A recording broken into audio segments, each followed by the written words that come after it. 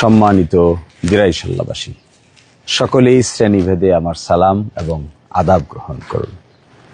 আশা করি যে যেখানেই আছেন ভালো আছেন, সুস্থ আছেন। গতকাল রাতে দিরাইশাল্লাহ আসনের ফলাফল প্রকাশিত হয়েছে।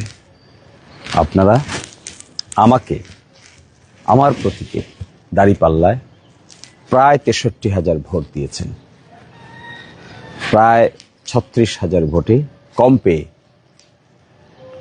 আমাদের প্রতিদ্বন্দ্বী বর্ষিয়ান রাজনীতিবিদ জনাব নাসির উদ্দিন চৌধুরী বিজয়ী হয়েছেন। আমি তাকে অভিনন্দন জানিয়েছি গতকালকে। আমি অভিনন্দন জানাই আবার, যেন তিনি দিরাইশাল্লাহকে একটি সম্প্রীতির দিরাইশাল্লাহ হিসেবে গঠন করতে পারেন, এই প্রত্যাশা থাকবে। সকলেই মিলেমিশে কাজ করতে পারেন, তাও প্রত্যাশা থাকবে।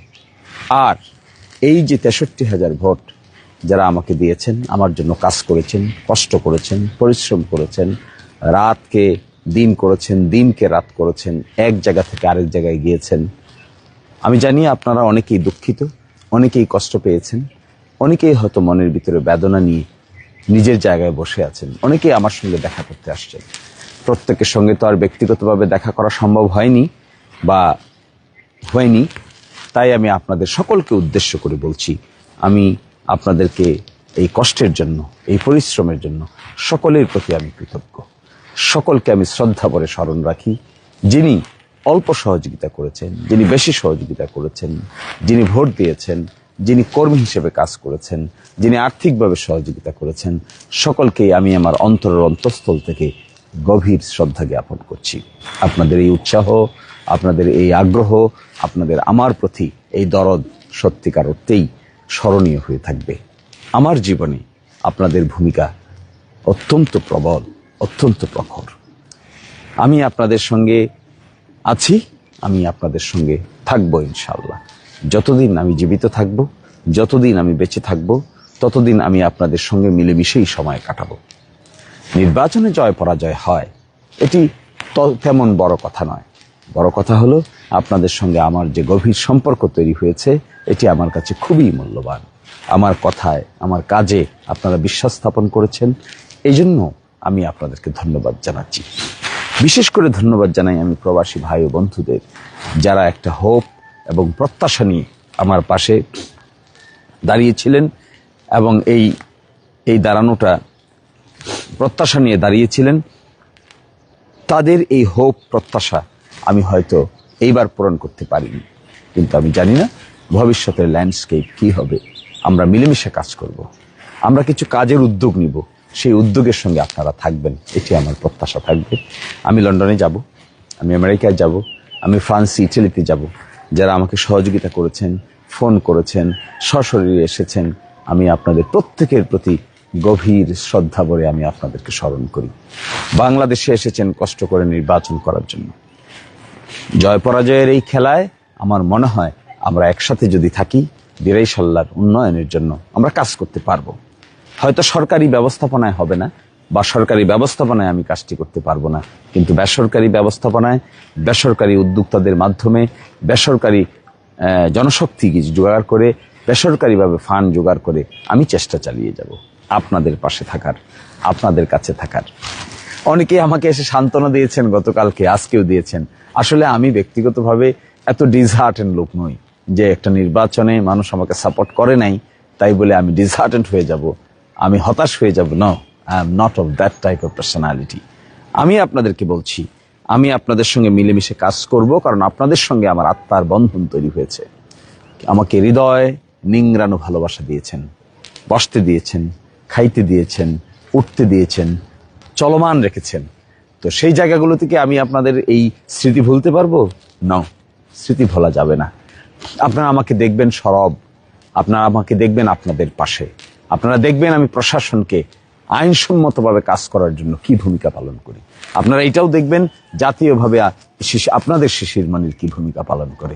এটাও দেখবেন যে আমি একজন স্বচ্ছতার সহিত, জবাবদিহিতার সহিত আপনাদের পাশে থেকে দল মত নির্বিশেষে কিভাবে আমি আপনাদেরকে সহযোগিতা করতে চাই তা আমাকে পরীক্ষা করে দেখবেন। আমার কর্মে, কাণ্ডে, কথায় বার্তায় যদি আপনারা কোনো শৈথিল্য দেখতে পান, আপনারা আমাকে সতর্ক করবেন, সজাগ করবেন।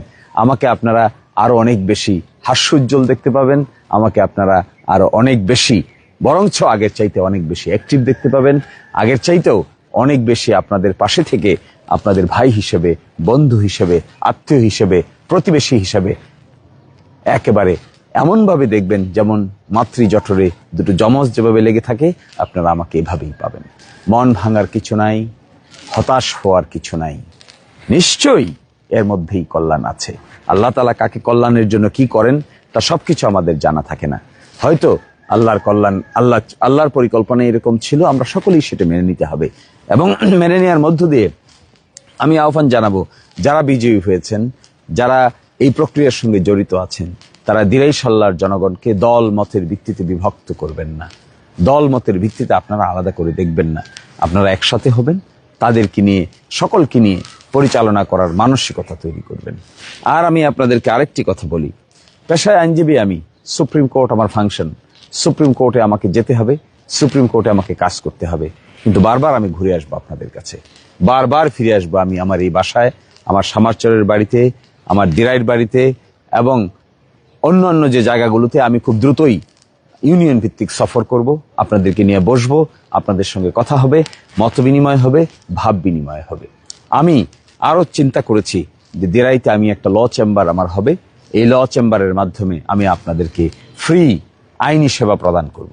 এই ফ্রি আইনি সেবার মাধ্যমে আপনারা এখানে, আমার অফিস থাকবে, আমার আইনজীবী থাকবে, আমার লোক থাকবে, ঢাকা থেকে আমরা ভিডিও কনফারেন্সের মাধ্যমে জয়েন করে আমি আপনাদেরকে ফ্রি আইনি সেবা প্রদান করার চেষ্টা করব।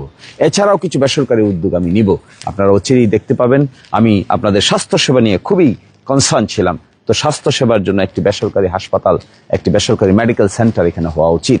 এই বেসরকারি মেডিকেল সেন্টারটা কিভাবে গঠন করা যায় তারও একটি উদ্যোগ আপনারা দ্রুতই দেখতে পাবেন। তো সবকিছু মিলে আমি আপনাদেরই ছিলাম, আমি আপনাদেরই আছি, আমি আপনাদেরই থাকবো। আমাকে ছাড়া, আপনাদের ছাড়া আমার তো বাড়তি কোথাও যাওয়ার জায়গা নাই, বাড়তি কোথাও আমি যাবও না। আপনাদেরকে নিয়েই বারবার বারবার আমরা কাজ করার চেষ্টা করব। আমি সবসময় বলেছিলাম যে আমি কাজ করতে চাই, আমি কর্ম সম্পাদন করতে চাই।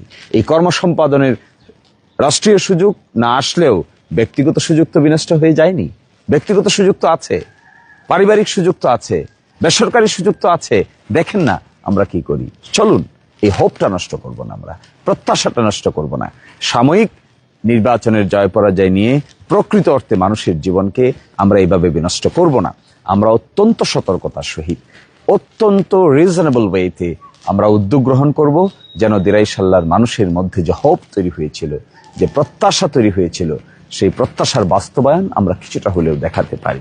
আমি আপনাদের প্রত্যেককে অনুরোধ করব, চলুন যে যার জায়গায় আছেন, যে যে অবস্থায় আছেন, আপনারা যারা কষ্ট করেছেন, প্রত্যেকের অনুভূতির প্রতি আমি শ্রদ্ধা জানাই, প্রত্যেককে আমি গভীর মর্ম বেদনা দিয়ে অনুভব করি।